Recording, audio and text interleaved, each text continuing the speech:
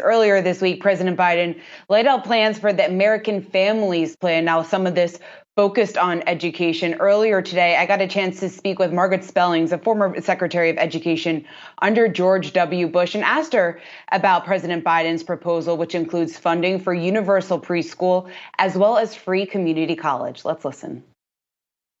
Well, it's an eye-popping number, that's for sure, on top of the things that are going to our schools and universities in the infrastructure plan. So it's a lot of money. And one of the things I want to make sure is that we're going to spend those resources wisely and well, however the story ends, however much flows to states and universities and to students. So lots of things to like, but some things to be worried about. And the scale is just, wow. And Secretary, what are you worried about? Because I think that's one thing that people are questioning right now, whether or not the Biden administration is doing enough here to combat some of the challenges that the education across the U.S. faces at this point. Well, I'm a big supporter of increased Pell Grants. I'm thrilled about that. Some of the investments in our HBCUs, community colleges, and the like. We know that most of the jobs require post-secondary education, and we need to find pathways, as we say in the business, for more people to get those marketable credentials in our comprehensive universities, our community colleges, our HBCUs, most notably.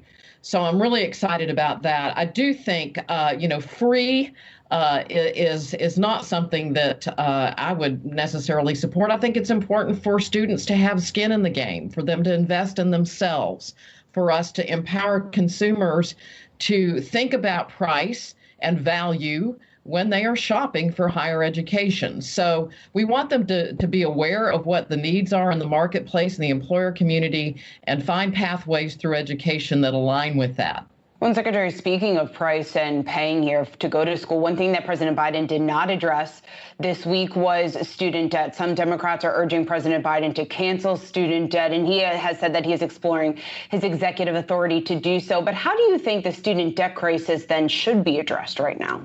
Well, I think, as I say, we need to empower consumers with better information about how much they spend and what the value of it is in the marketplace. And we need to reward families and students who make really prudent, smart decisions by going to a community college, getting those couple of years under their belt, and then transferring to their private university that's more expensive or their comprehensive university. We want people to think about value and price when they shop for post-secondary education, just like they do in any other purchase they make or investment they make. And so I worry about delinking those things. When everything is free, we take the motivation for the consumer to really be smart and wise in how they think about what are they getting, how much are they paying, and what's the value in the marketplace.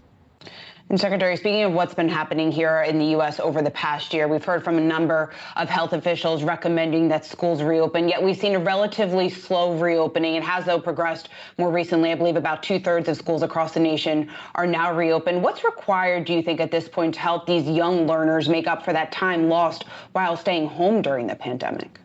More time on task, summer school, more interventions, one-on-one tutoring, all sorts of strategies like that are proliferating around the country using technology very wisely, and so on. But one of the things, and you pointed out, Shauna, is that I'm really worried about is that our most disadvantaged kids who need to be in school the most are the ones that are less likely to be in school.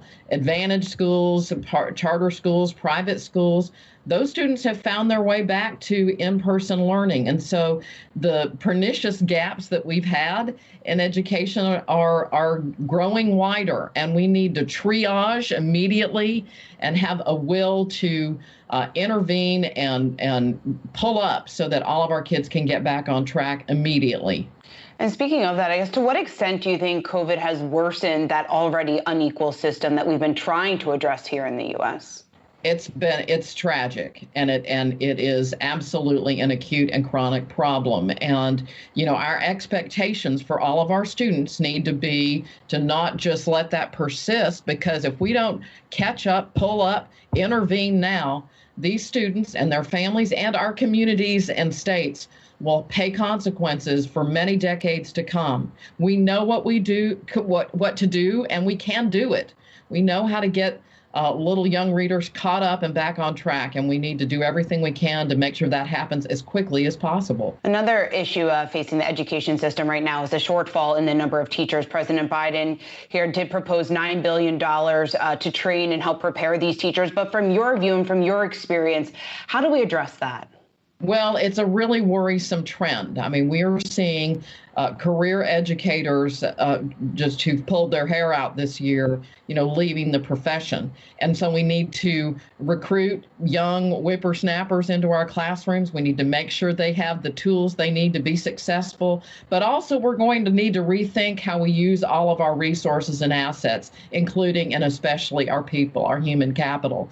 And so, COVID has taught us that, wow, maybe you need to have the world's best lecturer or teacher who's beamed out through technology and have others working one-on-one in small groups or engaged in tutoring. And so how we think about our business model away from the sage on the stage and into more, innovative strategies to deploy our best people as effectively as possible.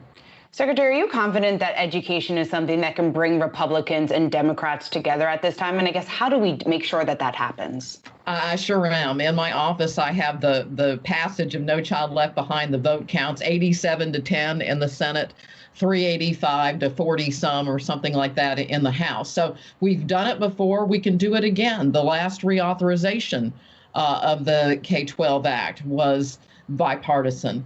And so you bet. I think it can happen. And, we all understand the centrality of our schools to the recovery of our families, our economy. And I'm really optimistic that we can and will come together around our young people.